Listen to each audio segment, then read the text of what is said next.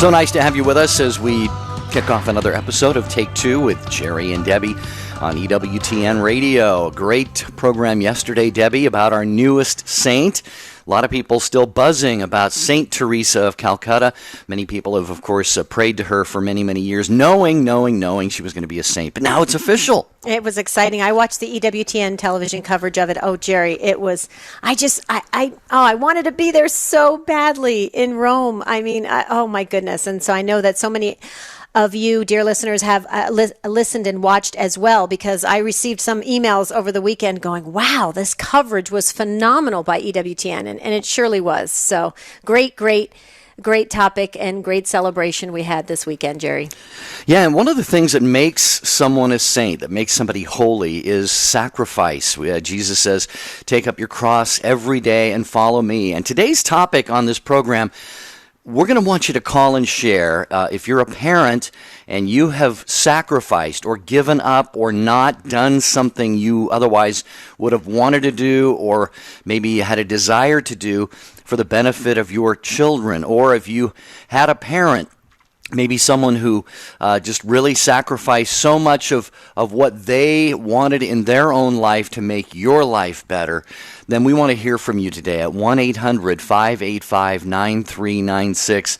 Debbie, I think it's just so very beautiful when we see parents setting aside their own wishes, desires, sometimes careers. Some of them would love to be professional actors or athletes or what have you, but kids come into the picture and they have to kind of set some of those things aside and make a better life for their children. Yeah, and it becomes something that seems very natural, Jerry, as a parent, because we want our children to thrive and to be happy and successful and healthy. I was watching a documentary about a week ago on HBO, actually. It was a documentary on homeless families, Jerry, and they were talking to the parents that they were putting aside all of their needs and basic human needs for their children just to have some semblance of a quality of life in the homeless shelters and such. It was I can't even begin to tell you. There was no words that could describe it, Jerry. I was watching it and my heart was just aching. You could see the parents saying, you know what? I don't need a pair of shoes. My kids need shoes. I don't want them to be embarrassed going to the city school. And it was just unbelievable of amount of love that is poured out. See, I'm going to get emotional because it's so easy that parents and grandparents, we want our children and our grandchildren to have a better life than we had, and we'll do anything to make it happen. So if that is your situation, or if you were the benefactor of that, you had a parent or grandparent that sacrificed for you, let's talk about it, because that is truly where Christ is. That is Christ-like behavior. 1-800-585-9396. You may already be thinking, well, this is dramatic stuff that they're talking about. Parents grabbed all of their kids and moved across the ocean to another country to give them a better life or something. Well, those are kind of big picture type of examples, but it could be anything. You could have wanted a certain career and you thought, I'm going to go on and get an advanced degree, a master's or a PhD, and then you start to have kids and you realize, well, if I do that, then it's going to take me away from my family, and they really need me, and we need those finances to again, clothe the kids or pay for their Catholic education. Maybe you set aside your own personal desires to devote time volunteering as a sports coach or something for your kids. This is another example. My own mother, Debbie, following the divorce of my parents, she basically raised 5 of us by herself, and she'd have 2, 3, 4 jobs going at any one time, and we'd see her going in a lot of different directions, but it was all to make sure that we had a chance to have a better life. She was always at our games, our games and plays in school and all this stuff. So really, I think everybody's got a story to tell in this. And I bet, Jerry, she didn't whine and complain about it. She just did what she had to do to provide for her family. And that's what's so beautiful about what parents do for their children. They'll just do what they have to do because they know it's the right thing to do, or it'll help another soul, which is their children or grandchildren. This is an interesting topic, and it really does relate to our spiritual life on a moment-to-moment basis, because our children are around us all the time. And so this is a great, going to be a kind of almost a catechetical hour for all of us right now at 1-800-585-9396. Don't hesitate. Share your take. It's important. Yeah, again, at 1-800-585-9396. I found some interesting examples on the internet, and there was one actually that really struck me here. I did just a quick internet search, and there were 5 quick little one-paragraph stories of people whose parents had sacrificed a lot. And one of them reminded me of a Catholic saint. Let's see if this sounds familiar. Somebody by the name of Nia, N-I-A, wrote this. I grew up without a mother because she sacrificed her life for mine. When doctors informed my parents that they would not be able to save both my mother and me, my mother boldly told them to focus on me. The decision came with no hesitation, according to my father. She left peacefully with a smile on her face. And so Nia's mother actually gave her life for the sake of Nia, her daughter. Who does that sound like, Debbie? Saint Gianna Beretta Mola. Yeah. Absolutely. Jerry, as you were saying that, as you were just reading that, I'm just thinking to myself, can you imagine being there and having that decision, that split-second decision that you have to make? Does the child live or do I live? And you said the father said it was without hesitation. I'm thinking to myself, oh my goodness, she is meeting her maker in a matter of minutes, and she did it without hesitation. Tell me that's not pure, beautiful, Christ-like love. That is amazing. Great, great story. And this is what we want to hear from you, dear listeners. 1-800-585-9396. We're talking today about what have your parents, your grandparents given up for you? What have you given up? It's important for us to talk about, not in a prideful sense, but with a sense of gratitude and appreciation for this unconditional love that surrounds us. And maybe we don't even recognize it. So maybe this is a great hour for us to recognize it and to be appreciative of it. So stay with us on Take Two. I'm Debbie Georgianni, along with Jerry Escher. We'll be right back.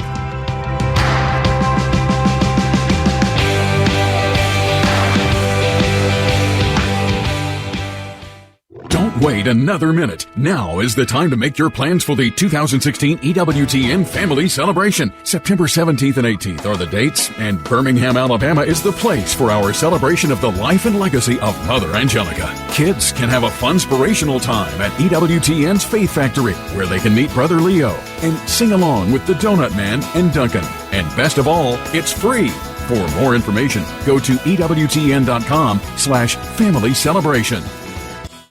Coming up later today on Cresta in the Afternoon. The newly canonized Mother Teresa is an inspiration and role model to us all. So why do a few people try so hard to discredit her, and how should we answer them? It turns out her critics do have a few things in common. Bill Donahue from the Catholic League for Religion and Civil Rights will describe those things, and we'll also talk with Peter Herbeck about the new evangelization. Cresta in the Afternoon, later today on EWTN Radio. CNA, the online service from EWTN News, is the only Catholic news source that's fast, reliable, and free with blogs, stories, opinions, and analysis, all at your fingertips. For the latest Catholic news, visit CatholicNewsAgency.com.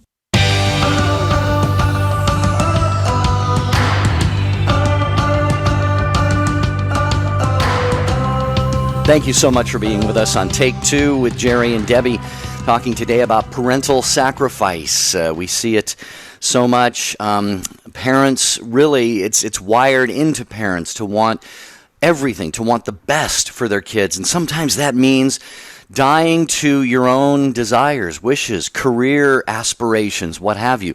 So if you have made such a sacrifice, let's talk about it. Or maybe you are someone, as Debbie said, the beneficiary of someone, a parent or a grandparent who has set aside something they really dearly wanted and made a life a little bit better for you.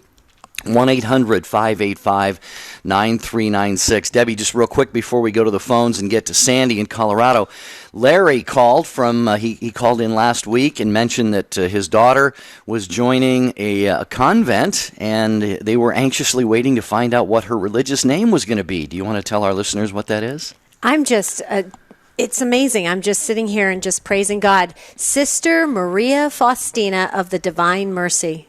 Wow. That is beautiful. Congratulations, Larry. Congratulations. And as Larry mentioned on the air, Debbie, he hinted that this was not especially easy as a parent and to let a child go, maybe to be a sister, to be a priest or what have you. This is it's an example of parental sacrifice, because there's a little bit of a death involved there. And really the whole idea of getting a religious name is that it's like the old person dying and the new person rising with this new name. So Larry, thank you for making that sacrifice and no doubt joyfully and cheerfully offering your daughter to us, the rest of us, to the Universal Church as Sister Maria Faustina of the Divine Mercy. Absolutely beautiful. It is beautiful. I'm just so glad, Jerry, you're switching gears because you just corrected me. And you know me, I love to look up words and make sure I say things properly. I should have said the beneficiary. You're right, not the benefactor. The benefactor is the giver. You're right. See, where we're talking about giving today, and that's right. I should know that from insurance, Jerry, being a beneficiary. I know, but I get so emotional at shows like this. I have to be really honest with you, because this, as you know, I'm a mom of 2 boys. There's a lot of sacrifice that goes into being a parent, and especially when you've been a parent that has had to face a health crisis. And I had cancer in between my 2 boys, and there's a lot that you have to deal with. You have to go in deep inside and really just get a grips of what's important in life and put your children first. And so this is very touching to me, Jerry. So I just wanted to share that. So if my words are coming out a little, wrong, it's only because my emotions are taking over. Okay, Sandy, welcome to Take 2. You're listening to EWTN Radio in Colorado on Denver Catholic Radio. Hi, Sandy. You're first up on Take 2. Well, hi. Thank you very much for taking my call. I just wanted to call. It's a small thing, but to me, it made a big impact on me as a child. My father started smoking when he was 7.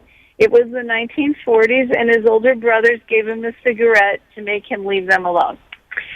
So later on, it became known that smoking is really harmful, and my dad would keep trying to quit, and he just could not do it because he'd been smoking for so long. Well, our family came on very hard times, and one night we came home from school, and my dad saw that all of us girls, our coats were really too small for us, and my brother's toes were sticking way out of his shoes. And my dad asked my mom, "What's going on here? How come the girls don't have winter coats, and Johnny doesn't even have any shoes? Where's his other shoes?" And my mom said to him, "Well, John, we don't have any money to buy them shoes or coats." And my dad said that he looked at the cigarette that he was smoking, and he thought, "I am smoking my children's shoes and their winter coats." And he just was like, "I don't care how much this kills me, I am going to quit smoking so that my kids can have clothes." And it meant so much to me because I knew how much he had tried and tried and tried to quit smoking. But for our sake, he was willing to do it. So... Wow, that is an absolutely beautiful story, and yeah, it's sometimes it takes kind of just coming face to face with something very uncomfortable like that, but still, it shows. Again, we were talking about earlier, Sandy and Debbie, how parents really should be wired to want the best for their kids, and so these decisions can kind of be made. Like I mentioned, that young lady Nia, whose mother said, "Nope, if you got to save one of us, save her, not me." And so when parents are confronted with situations like this, it's just a beautiful thing to see, Debbie, without even really, he didn't say, "Well, I'm going to think about this for a week and see if I can maybe pull this off." I just think it's beautiful. Yeah, he wasn't thinking of it. Yeah, it's sacrificial, just like Jesus did on the cross for us. So every little thing, even that, can be just like Jesus, imitating Jesus. Yep. That's why we said it's a Christ-like behavior, and to just put yourself last and put your children or your family first is quite beautiful. And see how you remembered it and it left an imprint on your heart and possibly your soul, Sandy. So that's beautiful. What a blessing today that you started off the show. It was a perfect story, and I'm glad you shared it with all of us. All right. Thank you. Thanks, Sandy. Yeah, keep listening to Take Two with Jerry and Debbie. Feel free to call anytime. Next up, we're going to hear from Christine in Springfield, Missouri, listening to EWTN Radio. Hi, Christine. Welcome to Take Two with Jerry and Debbie. Hi. Thank you for taking my call. Sure. I was just calling to, recalling a sacrifice that I made for my boys, and I make this call only because I think there are many people, sadly, who have been in the same position. I was divorced from my two sons' fathers, and raised them with their dad's input and help, but really mostly on my own, which has its own set of struggles. Well, at the age of about 14 or 15, I would say, my older son abruptly, and with no warning or no quarrel with I had a very close relationship with my sons. They seemed to love everything about their life with me and in raising them. And my older son very abruptly decided that he wanted to live with his dad.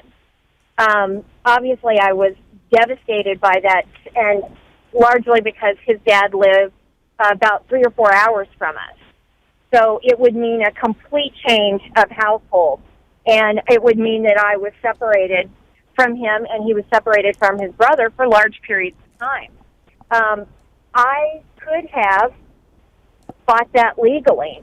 And, in fact, I worked for a judge at the time. And so my knowledge of how to do that and how to be successful with that probably, and my resources to do so, far exceeded his. And so I knew I could probably be successful, but I knew what that would put my son through. So I, reluctantly had to just relinquish that fight. I made a conscious decision not to do it, and we worked it out, and he went, lived with his dad, and I missed him, his brother missed him, and, we came out on the other end of that fine. He is a fine boy with a fine. A couple of years after that, very abruptly again, and at about the same age, my younger son did the same thing and wanted to live with his dad. And I not only could I not believe that lightning had struck twice like that, but his dad lived 9 hours from us. Again, I knew that I could fight this legally and probably be successful in doing so. But I just knew in my heart, as I did with my in the instance of my older son, that what this would put him through, and I just knew that the right thing to do would be to go ahead and permit this and not go through the legal fight to do so. I even though it was extremely devastating. And I felt like both boys, after all those years of raising them really on my own, I naturally felt very resentful that their fathers kind of said at the 11th hour, hey, we'll take it from here. Right. But I came out on the other side of it, and both boys are wonderful, well-adjusted young men of 19 and 22 now, and have a wonderful relationship with me and their fathers. Well, and Christine, I can relate to your story on many levels. So I'm sharing this heart to heart to you. When you said you found that it like resentment set in, and I'm sure anger and all the other emotions that go along with when you got that word from your son and then your second son that they wanted to go live with their father. If I may say this, emotionally, you really had to suspend your heart for a while because it's a real blow to the heart. And I can relate, and you can't make sense of it. It just it absolutely blows your mind, if I may say this. I hope I'm not speaking for you, but I'm coming from this. There's just no question about it. I was truly devastated, and I say that with some qualification because, and this is what I tried to remind myself of through all of that. How many parents would be who have lost their kids to death? And that I was fortunate to have them at all, and fortunate that I got to raise them, and I really tried to hang on to that. But I know that there are many sacrifices of many parents that far exceed what I did. Right. And that's the reason I make the call, though, because, and this is very sad, but I think a lot of your listeners would relate to a situation like that. Sure. Well, and I'm sure you had to do this. You had to really look at it from your boys' perspective, and they wanted to develop a relationship with their dad. So if you're looking at it from their point of view, they're probably not thinking at all that this is going to hurt mom or devastate mom, or they may superficially, but deep inside they're not relating to it because they're not parents. And so it's a tough thing to do, to be a parent, to give that unconditional love when your heart is aching and you want to kind of put reality into the situation and logic into the situation and just plain common sense, and yet you have to look at it from every angle. And I had a lot of spiritual advice in my situation, Christine. I hope you did as well, because it's a tough time when you have to do that. But the interesting thing about it is, it says you sharing that your kids came full circle and now everybody has a nice relationship and it's good. I pray that for you, because it doesn't always work out that way. It doesn't. Yeah, so I'm happy. I'm truly happy for you that it all worked out, and hopefully there's healing on all ends and everybody understands what everybody's role was, and you guys are moving along. Yeah, so and that's that sometimes the right thing to do is to not fight. Exactly. And yes. Exactly. Well, yeah, because the fighting would have just torn the kids apart even more, because they would have felt like there was amazing sides being drawn, and I agree with you 100%. In my case, I have a little bit different circumstances, but I had chosen, because of that, Christine, same reason, because we were going into a big legal fight. We were already in the middle of it. I chose to keep my two boys together because I knew my younger one wouldn't survive if he didn't have his older brother. And so... yeah, and so I had to make the choice of losing two at the same time.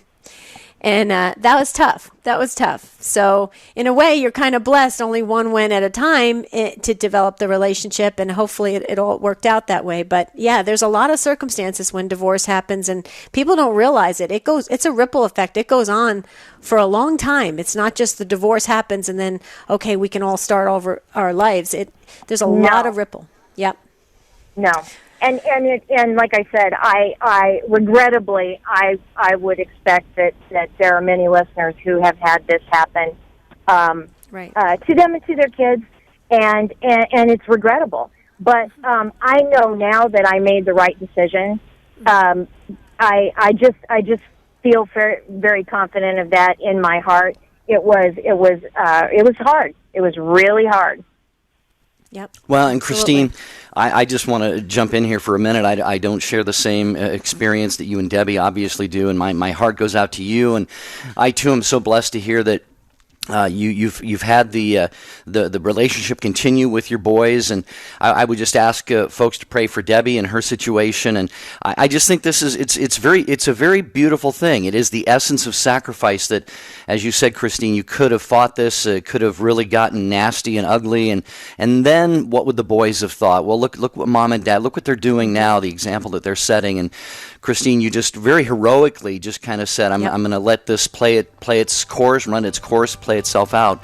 And it's a very beautiful example to all of us. So thanks, Christine, for sharing that. Thank you, We're talking about parental sacrifices for your kids. What have you done, or what did your parents do to help you have a better life? Cynthia, Luann, Diana, Roberta, we're going to get to all of you on Take Two with Jerry and Debbie. So glad to have you with us today on EWTN Radio.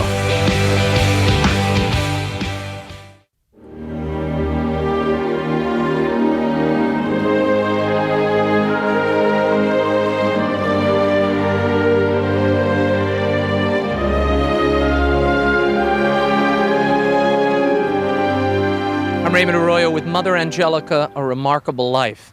When she was here at Sancta Clara, at this monastery in Canton, Ohio, Sister Angelica had a nickname in the cloister. It was Miss Fix-It.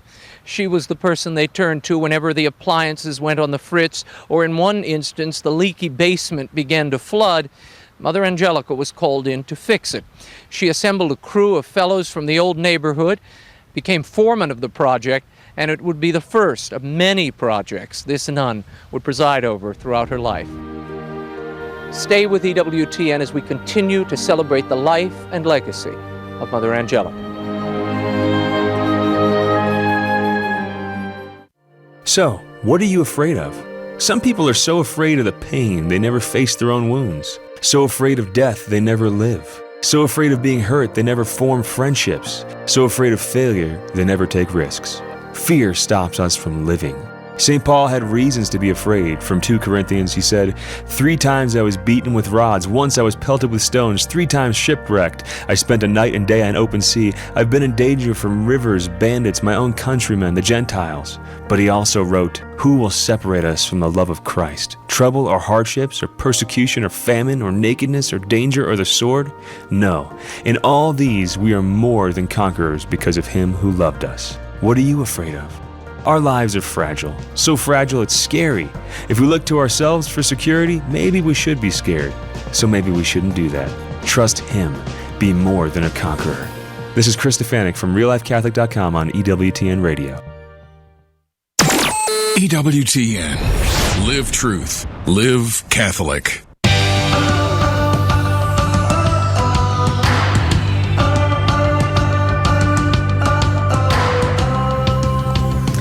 We're so glad you're with us on Take 2 with Jerry and Debbie. This is the EWTN Global Catholic Radio Network, and today we're talking about what have you given up for your child or your grandchild? We want to hear your story. We heard from Christine. She gave a really strong, powerful, heartfelt story in her life, and I know that it has impacted lives already because I'm already receiving text messages. So see how that works? Your story can help another soul. Okay, Cynthia, you're listening to EWTN Radio in Rochester, New York on the Station of the Cross. Hi, Cynthia. Welcome Hi. to Take 2.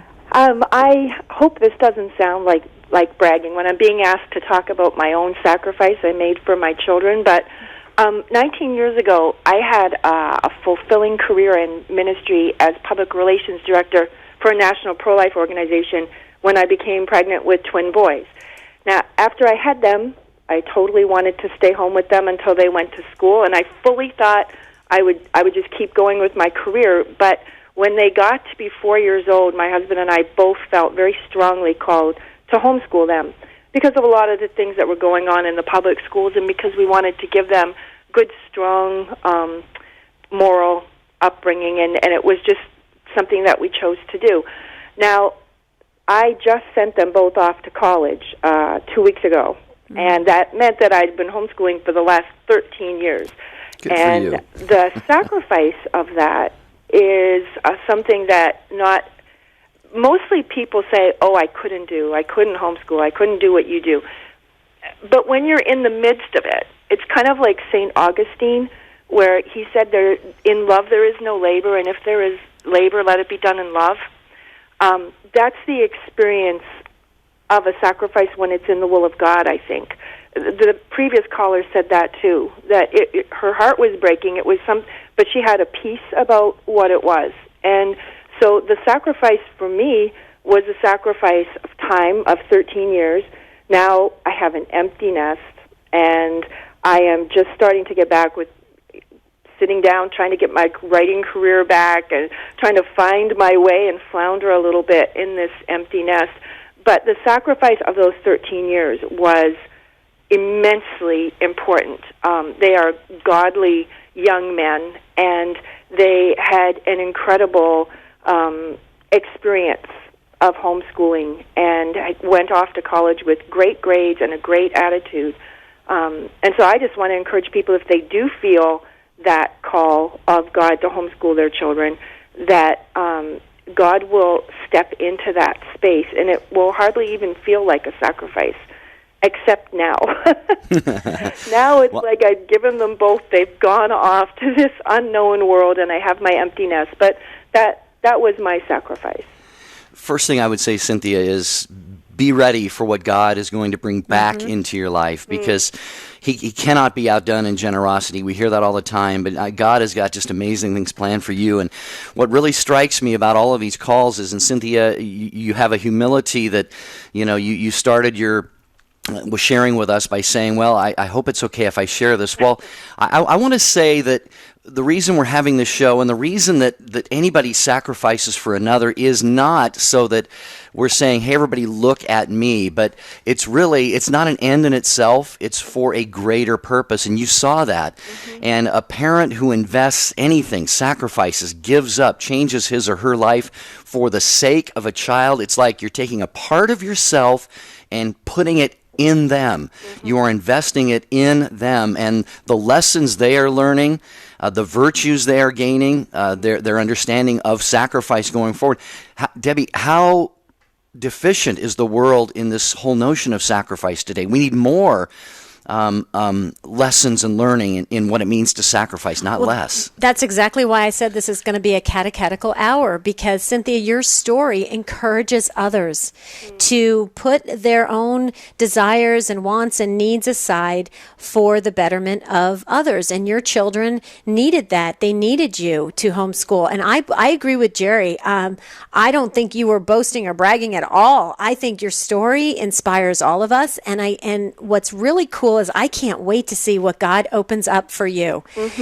Because there may have been, if you had gone the other route and kept your vocation or career and chose that instead of homeschooling the boys, maybe there wouldn't be these where God is going to lead you next. It may have been just a kind of short-sighted or short-term. Now God has an open canvas with you right now. Yeah. You talk about an empty nest. This is a perfect timing for God. It's absolutely true. And one of the things I will say about my beginning to write again now versus writing, 20 years ago is, one, I'm more mature.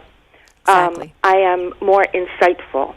Definitely more insightful, and I think I've had an interesting journey with homeschooling them. And I'm not writing about homeschooling, but I still think my life perspective is deeper now when I write. And maybe I needed that pause button to sacrifice on behalf of my boys, and then absolutely, yeah. Yep, absolutely. Cynthia, would you do us a favor? Keep us posted. We really we pray for every one of the Take Two family, and it's so nice when, like, Larry sharing his daughter's name, becoming a sister, and it would be great if you could share with us your next leg of your journey, because it'll those that listen on a regular basis will go, I remember Cynthia. I would love to. Thank Please you so do. much. Okay, yeah, Cynthia. absolutely. Thank you. Thanks, Cynthia, for the call and for your inspiration today. Straight over to Luann, we're going to go, driving through Texas, listening to EWTN Radio on Guadalupe Radio. Hi, Luann. Welcome. Thank you. Thank you both. Thank you for your beautiful ministry, by the way. Thank you. I'm a recipient, a very blessed recipient of a mother's love and grandparents' love and sacrifice, and I wanted to give them testimony because they've earned it. They're all gone. They've gone on to heaven. I pray for them, but I felt it was important that you heard from recipients. My parents went through a very ugly divorce when I was 13, and my younger brother was 5. And my mother was a stay-at-home mother because my father was a military officer, so we traveled around the world. But both parents were from San Antonio originally. So when my mother, I say we, went through the divorce, as I said, was 13. I went from being princess in her own room, lots of nice things, to very humbly living and moving in with my grandparents in their 2-bedroom, single-bathroom home, which they graciously offered to my mother, my brother, and myself.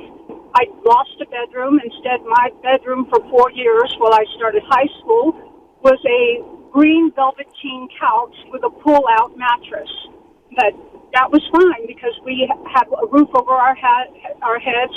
My grandparents were gracious to allow my mother to go back to school, to go and receive a degree where she went on to learn about medical records. And they offered to send me to Catholic school, but I was used to going to DOD schools, Department of Defense schools, so I wanted to go into the local high school, which I did. My brother, on the other hand, did go to Catholic school all the way through high school, as well as college. But the testimony I want to give is I recognized at 13, and even to this day, I'm 51, how much my mother loved both my brother and myself, that she swallowed her pride, asked my grandparents if we could come move with them because we were actually out of state and we didn't have a home. As I said, we moved around.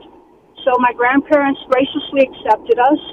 My mother and brother slept in the other bedroom, but my mother and my grandparents gave each, my brother and I, the gift of faith, which still lives in each of us today. They demonstrated, even though my grandparents did not have a lot, money-wise, they lived very simply. One worked as a bus driver, one worked as, my grandmother worked as a maid, I guess, is what you would say, at a local old folks home. But whatever meager earnings they had, they shared with us while my mother was going to school, and I recognized that. So to this day, I can say through the sacrifice of my mother and grandparents, my brother and I both went to college, and I went on to get my master's degree, again, thanks to my mother. So I just wanted to say, your children do see it. They do see the sacrifices that you make for them. And my mother has planted so many seeds in me of giving to others unselfishly, as well as my faith, my Catholic faith, that to this day that I'm very active in my own parish. Beautiful, beautiful.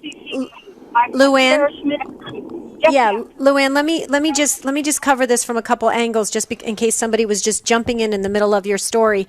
The thing that's so beautiful about your life story is you were blessed with unconditional love all around you.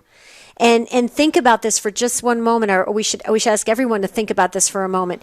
Your grandparents never thought they were going to have kids back in the house. They thought they were done raising kids, and kids came back into the house. Your mom took a step backwards and, like you said, out of humility, went to her parents and said, "Can you give us a place to live?" Parents and grandparents are willing to take steps backwards, meaning backwards in like the journey of life, because they want kids to have a fighting chance. And you saw that all around you. You're blessed. And then your mom gave you the gift of faith. You can't put a price on that. So you are so blessed, and your gratitude speaks so loudly. Thank you so very much for sharing your story. Jerry, I know you wanted to jump in and say something to Luann. I couldn't say anything better than what you said there, Debbie. Luann, does that kind of sum up what you're trying to share here? It does, and as I said before, my brother and I are beautiful testaments of their love and their sacrifice, and we appreciate it every day, even though they're not with us anymore. We pray for them every day and thank them for all that they gave us. That is absolutely beautiful, Luann. Thank you for sharing that. And this is just a great testament to parental love and grandparents' love, and really to the family bond. We do things for family because we're family. And by the way, I didn't plan this, but that's a good segue into mentioning EWTN's Family Celebration. Absolutely. Which is coming up the weekend of September 17th and 18th in Birmingham. If you're not planning on going yet, why not? Go online to EWTN.com. And you will find information and a link to a web page for the EWTN Family Celebration. Going to be a lot of great EWTN TV and radio personalities and mass and fun for kids and all kinds of good stuff. That's the weekend of the 17th and 18th. Can I just share something? If any of our listeners have never been to a family celebration, I would definitely try to attend one, and this would be a great one to attend because a couple years back we had one in Phoenix, a EWTN family celebration, and it was a blast. I mean, just even seeing Father Mitch Pacwa walk around, I mean, it was so much fun. There's a lot of energy, and I would encourage all of our EWTN listeners to try and make this particular family celebration that's coming up. All right, very good. Thanks again, Luann, for the call. Up next is Peter in Kendallville, Indiana. He's got us on EWTN radio there. Hi, Peter. Welcome to Take Two with Jerry and Debbie. Welcome. I'm going to pick on you for just a second, Jerry. I'm going to go back to you explaining how your mom raised you and your brothers, 5 children, if I recall correctly. One girl. I'm glad. I'm glad she did that. But I'm going to give you the flip side. For over 15 years, I raised 2 stepchildren, had 2 children of my own, and various other people that have come into my life that I've supported. And 2 weeks before a graduation, one individual, I won't go into who it was, but within or without a family, doesn't matter, told me, I just wondered what you could do for me. Now I want a relationship with my dad. Now, don't tell me that men don't understand. Don't tell me that good men out there that don't call in here are out there supporting families. Don't always throw out the subliminal message, not you, I'm just talking in general terms, about men and how every marriage that goes bad is broken.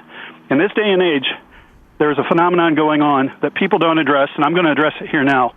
It doesn't matter what color you are, what race you are, what religion you come from, but men are out there trying to work and try to work for their families under ungodly circumstances.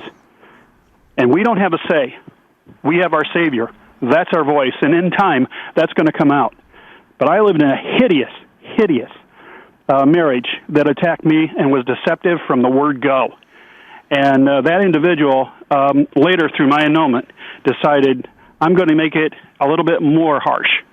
I'm going to tell you I was sleeping around while we were dating. So when I hear stories about grace and I hear stories about giving, don't overlook the significance of what men do today, because there is a spiritual battle raging, and I get really passionate about this because men are getting attacked left and right, and God will show the light on what they're doing. And that's just my take on it. So there's a lot of good men out there that continue under circumstances that sacrifice, that are never brought up to the light. But today they're going to get a little bright light.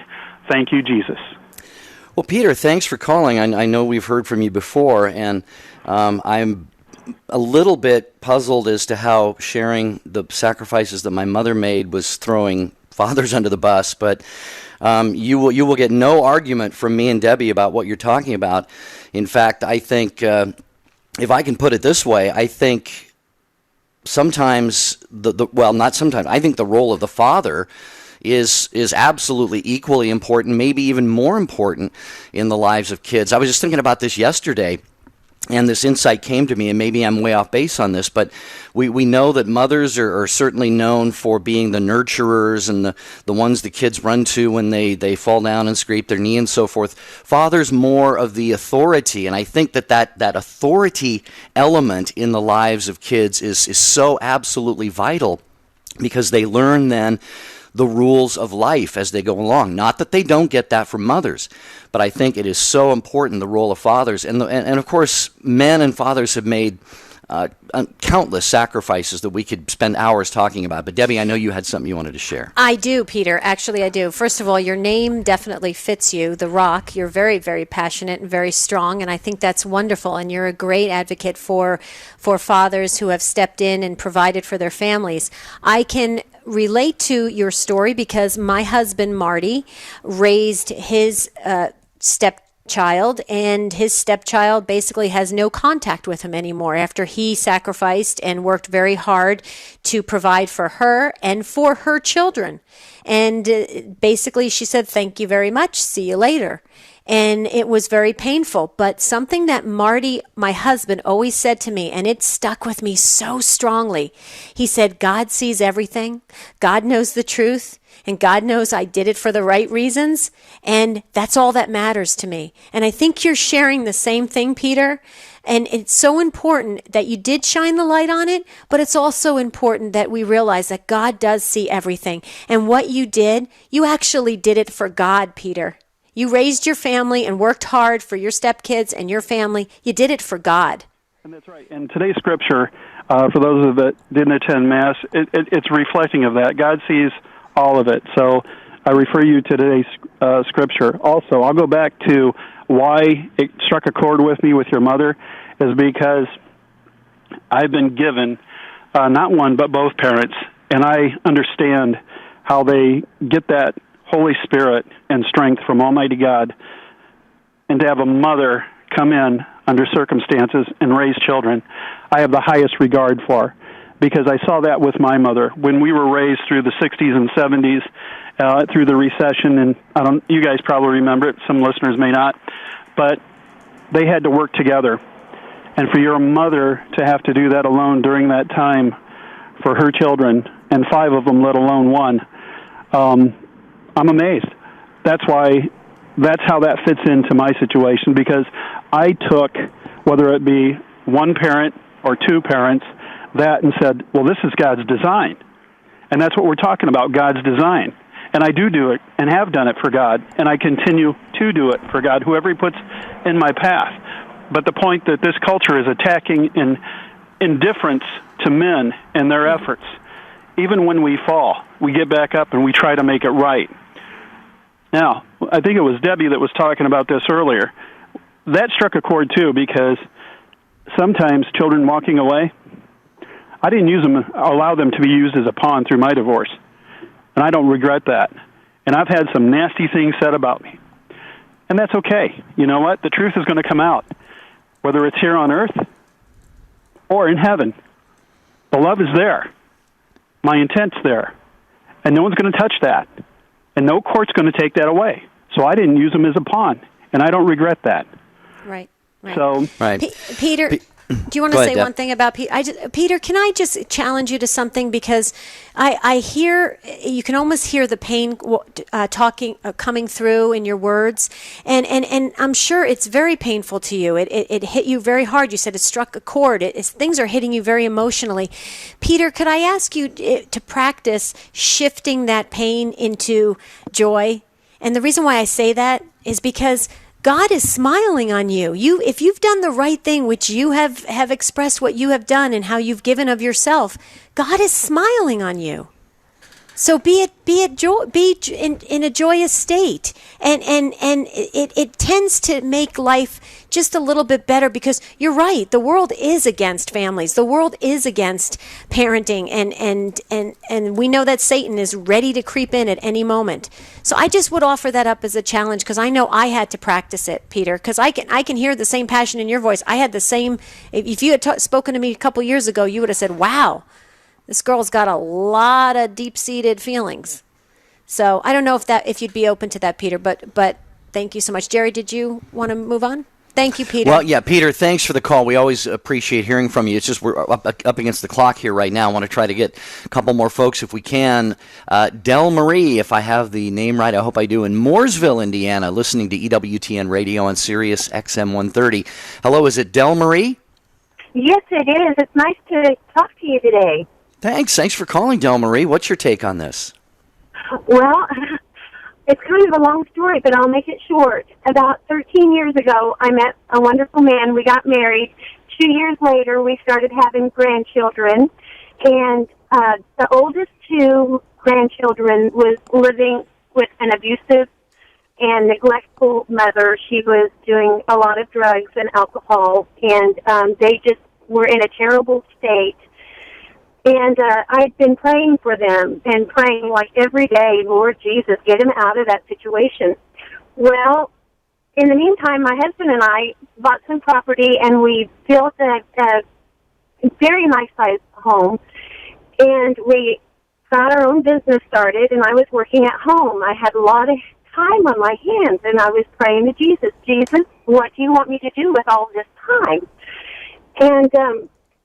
And then the opportunity came along, and I was able to I had an opportunity, rather, to get custody of my 2 grandchildren. And I was very afraid. I didn't want to raise my grandkids, and they had ADHD, and they were, like I said, abused and neglected, and they were very out of hand. But I went and I prayed to Jesus, and I said, Jesus, what do you want me to do? And I got a Godsmack, like in a second. I got a Godsmack, and he said, what have you been praying for all this time?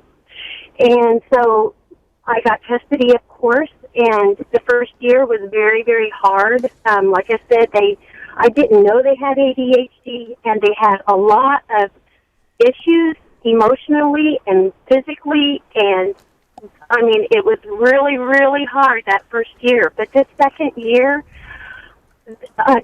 we listened to EWTN with them all the time. They've always got questions about Jesus and God, and they are so more in control of their actions and their emotions. It's taken doctors and psychiatrists, and it's taken medications. But we are in such an awesome place now, and they have been such a blessing, and I just don't know what I would have done, without them. Wow, Del Marie. On that note, unfortunately, we're running short here, but that is just Debbie here again. It's people like you said it earlier in the show, Deb.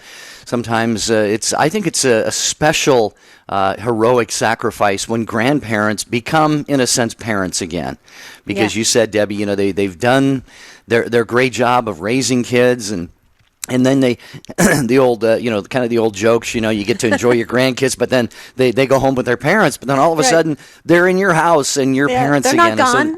So, this is really a great way to end the program. And gee, I feel bad. Diana and Maria and Mike, we're just not going to have time to get to any more calls. But they could leave their comments on EWTN Catholic Radio Facebook page. We'd love to hear your stories. Maria, I'm just reading a little bit about your story. Wow, you guys got to keep the conversation going. May I just say one other thing real quickly? Peter, if you're still listening, Peter, would you do me a favor? Would you email me at take2@EWTN.com, take2@EWTN.com. I just feel I just have a little bit unresolved. I just wanted to cover with you, Peter. Thank you so much. Jerry, wow, another great show by our listeners. Yeah, we're off and running. Here we go. Tomorrow, listen up. If you are not Catholic, or if you have become Catholic, we want to know what were those little speed bumps along the way. Those things that, if you're not a Catholic, you're thinking about it, you're going, except for this or that teaching or whatever, what obstacles are there keeping you from becoming Catholic, or what did you overcome to become Catholic? That's tomorrow. What about, could we have callers that left the Catholic Church too? I Sure. think that would, okay, let's do it. Another great show tomorrow, but stay tuned in on EWTN Catholic Radio all day. Until tomorrow, Jerry and I want to wish you a beautiful and blessed day.